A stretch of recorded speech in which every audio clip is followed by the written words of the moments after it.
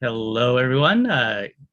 Salutations. Today is the 23rd of February in my time zone, but I hope you're having a good day no matter what day it is. My name is Lyle Kozloff, Senior Support Engineering Manager based in Vancouver, British Columbia, Canada.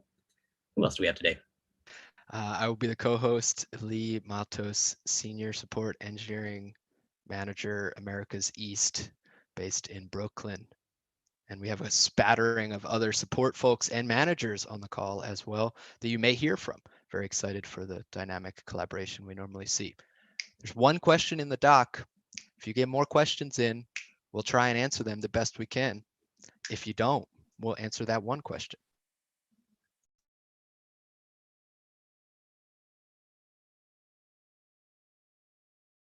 All right, Lyle, should we go to the first one in the doc? Let's do it. All right, Cynthia from the support team asked a great question. What is on your mind or that you're most excited about in support for this quarter? Which I'll start, and then I'm curious to hear Lyle and any other support folks or managers would love to hear your thoughts. An initiative that I'm working with Rebecca Spainhauer, a support engineering manager on, is helping to make it easier for support engineers to understand how to contribute code back to the product. We have a lot of materials that we share, and we want to consume those materials and understand where the friction points are, and then start making it easier for support engineers to contribute to the core code base. And we're doing that a little bit now, but we want to really explode that effort and to help solve bugs. So that's something that is high on my mind, and I'm really excited about it because we're doing it, but we're trying to make it even better. So Lyle, what's on your brain? I'm actually pretty excited about our OKRs. I'll put a link in the doc as soon as I can get access to the doc. But I think that we've got the right ones this quarter. So they're not actually in our slideshow. So the link, I'll put it in the Zoom chat for now, and then we can get it in the doc. Yeah, we're working on some L&R stuff and figuring out how we can work better with product. I'm excited that for this one because I think it's going to be a really good prototype for how support and product can work better together going forward. But this is like it's an area where there's like really immediate impact to support's daily life, and so being able to figure out sort of like prototype that relationship at this point and then take what we learned from there and extend it out, I think it's going to be really exciting. Support efficiency always sounds scary, but over the last couple of quarters, this is something we worked on, and I think we've made the engineer experience better. Engineers, feel free to correct me if I'm wrong. At the same time, making the customer experience better, where like, yeah, just less time between problem and resolution. And we're also exploring just some new ways of delivering support. And so some of those things aren't fully fleshed out yet, but do take a look at our OKR issue. So yeah, I mean, that's what I'm actually excited about our OKRs this quarter. I love it, Lyle. Actually excited about them this quarter. I respect that. I can respect that. We're excited here. There are a couple of other managers on the call. I'm curious, and also support team members. I want to open the floor if there's anything else you're excited about, and we have a few other questions that we can get to.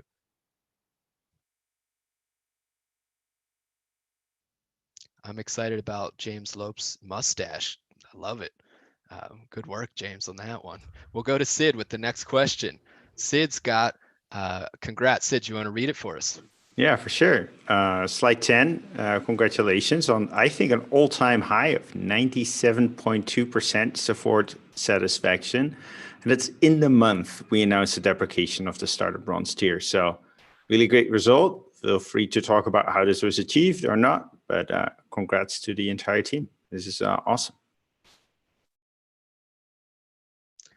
Yeah, thanks, Sid. I could chime in, and I'm curious if others have thoughts. I think this is a lot of work we've been doing on the efficiency, on smoothing out the support engineer experience to provide better support, and we're able to deliver that support. We share in the support week in review, which Lyle, you can put a link to in this doc if you have it handy. We share every week a handful of kudos we get from customers. And we've been really seeing a groundswell happening of customers satisfied with our support. So it's really exciting and to see it reflected in the number. So yeah, if others have other thoughts, I'd love to hear it.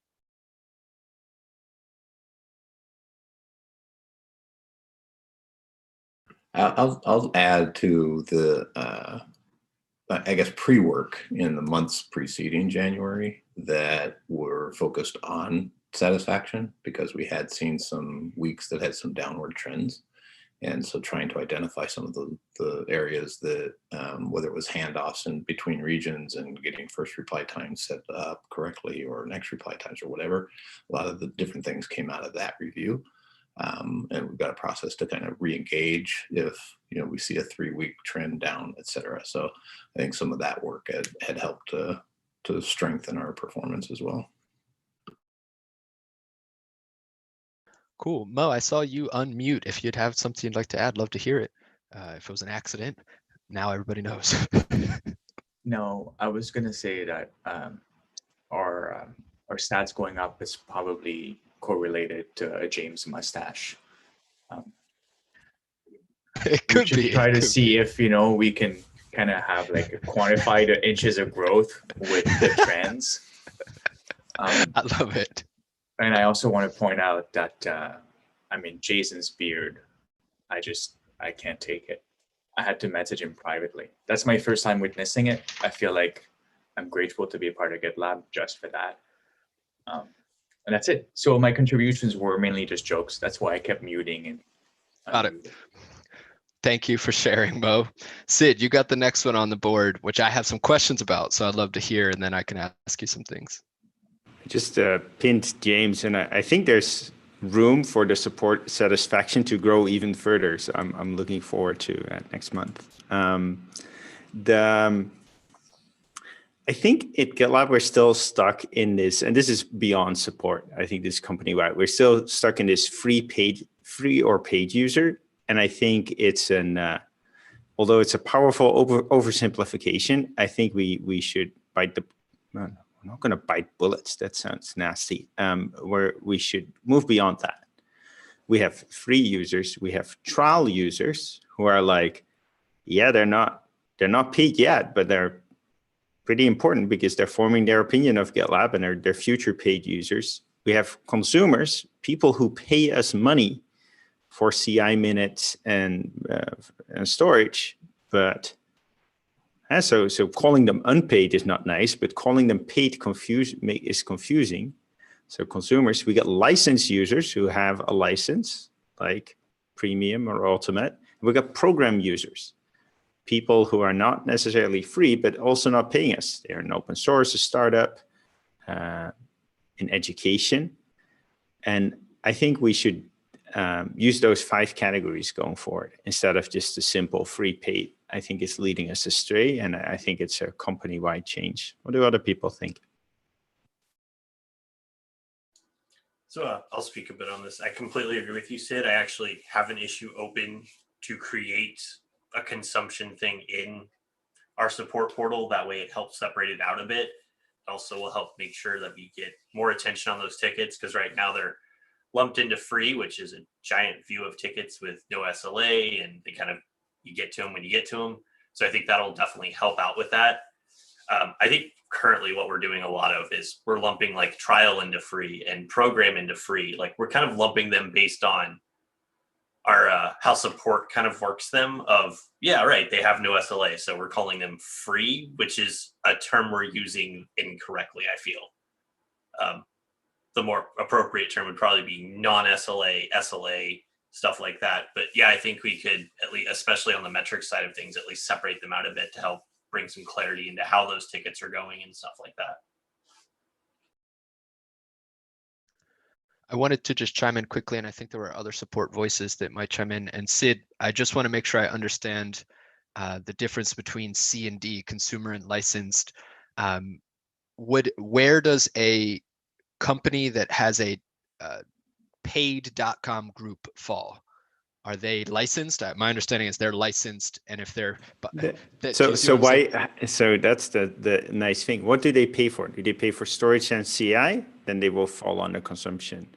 Do you mean licensed as in premium or ultimate? And they would fall under licensed, even if they have consumption on top of that. Got it. So, all right, that makes sense to me. Thank you. Any other thoughts from the team on this? On program users, like right now we have an add-on support pack. And so are they program or are they then licensed, but at a discount? Yes, I think that's a really good question. I think the uptake of that support tag has been minimal. So I would really love to see like whether we still need that, because if almost no one is buying that, maybe we should simplify our offering. Yeah, I mean, anecdotally, I haven't seen so many folks pay for it, but I have seen cases where, like, at least temporarily, we've approved a $0 upgrade, like for a small amount. So, I mean, it's a small amount of time. I think it's still useful to keep around, but yeah, maybe we do need to look at the offering. With this, Sid, my follow-up question goes to, it's not like you say company-wide, what are the other groups we need to be talking to? Because where do we track this best? Because support can start to slice it in Zendesk, but it seems like upstream is better. Probably some Salesforce admins, maybe a working group needs to form to solve this. Obviously not trying to add complexity, but just trying to solve it right at the root. Do you have ideas, Sid, come to mind that we should be talking with or working with? Yeah, I don't think, and not every problem needs a working group. It's when it's complex. I don't think this is complex. I think it's company-wide, but not complex. But I think in reality, it's my problem because it's across different disciplines. But since Eric Johnson is much smarter than me, I'll just hand it to him to solve. Well, that's great. We work well with Eric Johnson. We work with him often, so this is great. Thanks, Sid. Welcome.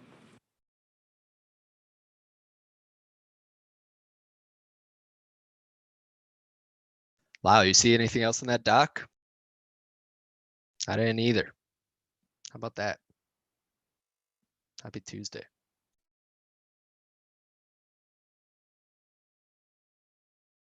Should we end this thing, Lau? Sounds like it might be time. All right. Thanks everyone for your questions. Appreciate you joining. Appreciate your eyes on the slides. Have a good rest of your day.